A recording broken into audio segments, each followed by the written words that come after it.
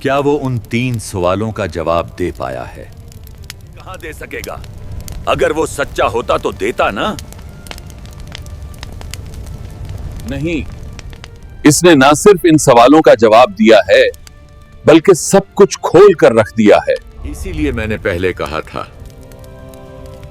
وہ انسان کا کلام نہیں ہو سکتا۔ وہ کہہ رہا ہے میرے رب نے مجھ پر قرآن نازل کیا ہے۔ اس کا اثر رسوخ روز بروز بڑھتا جا رہا ہے۔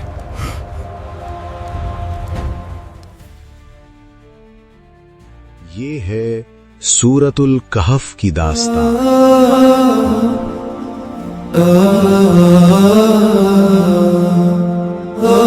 جو مشرکین مکہ کے 3 سوالات کے جواب میں نازل ہوئی جو انہوں نے نبی صلی اللہ علیہ وآلہ وسلم کا امتحان لینے کے لیے آپ کے سامنے پیش کیے تھے۔ 3 سوال اس کے سامنے رکھیں آج۔ دودھ کا دودھ پانی کا پانی ہو جائے گا۔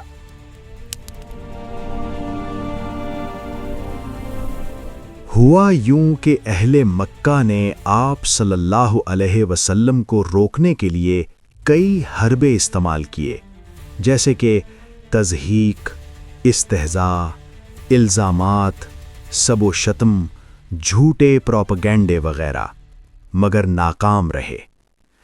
تو آخر انہوں نے آپس میں مشورہ کیا کہ یثرب میں یہودیوں کے پاس جا کر ان سے مدد لیتے ہیں۔ ایک آخری آپشن دیکھتے ہیں، اہل کتاب کے پاس چلتے ہیں۔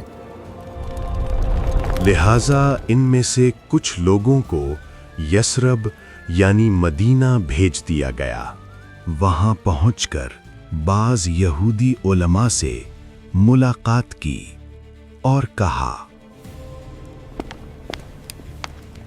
ہم میں سے ایک شخص نے نبوت کا دعویٰ کیا ہے اور اس کے پاس ایسا کلام ہے کہ ہم اس کا مقابلہ کرنے سے عاجز ہیں۔ اگر تمہارے پاس کوئی حل ہو تو بتائیں۔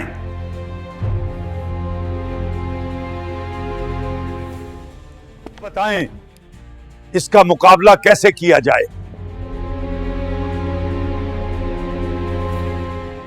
یہ سن کر یہودی علماء آپس میں کھسر پھسر کرنے لگے اور ان میں سے ایک نے کہا، یہ کیسے ہو سکتا ہے؟ وہ نبی ہم میں سے ہوگا۔ ہم برسوں سے اس کا انتظار کر رہے ہیں۔ ضرور جھوٹ بولتا ہوگا۔ پھر انہوں نے وقت مانگا اور اس مسئلے پر غور کرنے لگے۔ کئی دن تک سوچتے رہے اور آخرکار ایک دن ان مکہ والوں کو اپنی مجلس میں بلایا اور کہا، اس سے پوچھیں غار والوں کی داستان کیا ہے؟ یہ سوال تھا اصحاب کہف کے متعلق، یعنی وہ چند نوجوان جو اپنے ایمان بچاتے ہوئے شہر چھوڑ کر جنگل کی طرف بھاگ گئے اور ایک غار میں پناہ لی۔ اس سے پوچھو وہ کون سی ہستی تھی جسے اللہ نے ایسا خاص علم عطا کیا جس کے کچھ پہلو حضرت موسیٰ پر بھی ظاہر نہ کیے گئے تھے؟ یعنی خضر علیہ السلام کون تھے اور ان کی حقیقت کیا ہے؟ اس سے پوچھو وہ کون تھا جسے اللہ نے زمین میں اقتدار بھی دیا اور عدل کا ہنر بھی سکھایا، جس کا سفر مشرق سے مغرب تک پھیلا ہوا تھا؟ یعنی ذوالقرنین کی حقیقت کیا ہے جسے اللہ نے زمین میں اقتدار عطا کیا اور ہر چیز کے اسباب مہیا فرمائے؟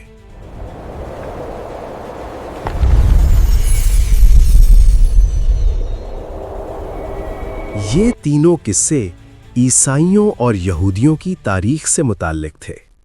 حجاز میں ان کا کوئی چرچا نہ تھا، اسی لیے اہل کتاب نے امتحان کی غرض سے ان کا انتخاب کیا تھا تاکہ یہ بات کھل جائے کہ واقعی محمد صلی اللہ علیہ وسلم کے پاس کوئی غیبی ذریعہ علم ہے یا نہیں۔ مگر اللہ تعالیٰ نے न सिर्फ अपने नबी मोहम्मद सल्लल्लाहु अलैहि वसल्लम की ज़बान से उनका पूरा जवाब दिया, बल्कि उनके अपने पूछे हुए तीनों किस्सों को पूरी तरह इसी सूरत हाल पर चस्पा भी कर दिया जो उस वक्त मक्का में कुफ्र और इस्लाम के दरमियान दरपेश थी। फिर कुरैश के नुमाइंदे इन्हीं सवालों को लेकर मक्का वापस आए और वहां पर एक बार फिर मशवरा किया। फिर मुख्तलिफ लोगों के जरिए आप सल्लल्लाहु अलैहि वसल्लम के सामने इन सवालों को रखा। ए मोहम्मद, अगर तुम सच्चे हो तो बताओ गार वालों का किस्सा। जरा बताओ, मूसा और खिजर का किस्सा क्या है? वो कौन था जिसकी सल्तनत मशरिक से मगरिब तक फैली हुई थी? मगर आप सल्लल्लाहु अलैहि वसल्लम सरे दस्त खामोश रहे। फिर अल्लाह ताला ने ये सूरा नाजिल करके न सिर्फ इनको जवाब दिया बल्कि मौजूदा सूरत हाल पर मुंतबिख भी कर दी। यहाँ से कुरान की उन सूरतों का आगाज होता है जो मक्की जिंदगी के तीसरे दौर में नाजिल हुई हैं।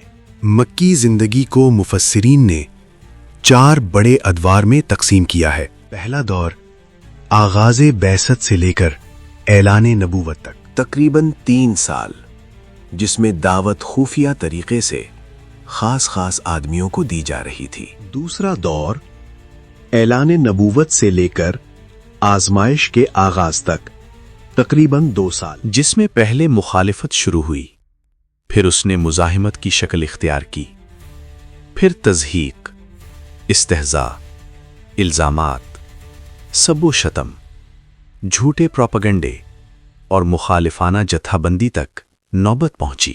तीसरा दौर आजमाइश के आगाज से लेकर अबू तालिब और हजरत खदीजा रजी अल्लाह ताला अन्हा की वफात तक, तकरीबन 5-6 साल।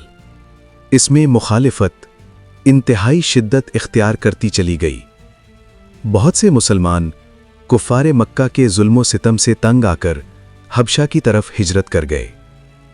नबी सल्लल्लाहु अलैहि वसल्लम और आपके ख़ानदान और बाकी मानदा मुसलमानों का बायकॉट किया गया और आप अपने हामियों और साथियों समेत शौबे अबी तालिब में महसूर कर दिए गए।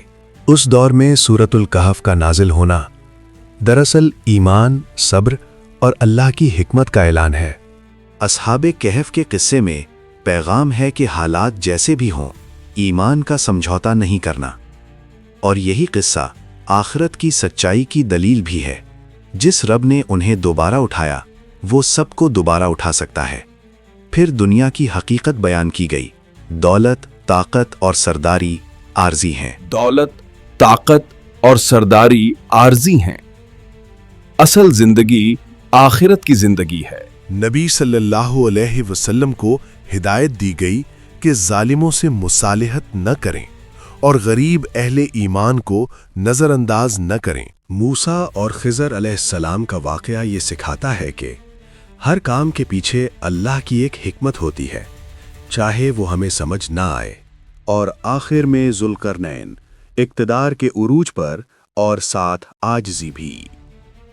सबक ये कि ताकत, दीवारें और सल्तनतें नहीं, असल भरोसा सिर्फ अल्लाह पर है। सूरतुल कहफ हमें याद दिलाती है ईमान पर डटे रहो और अल्लाह की हिकमत पर यकीन रखो।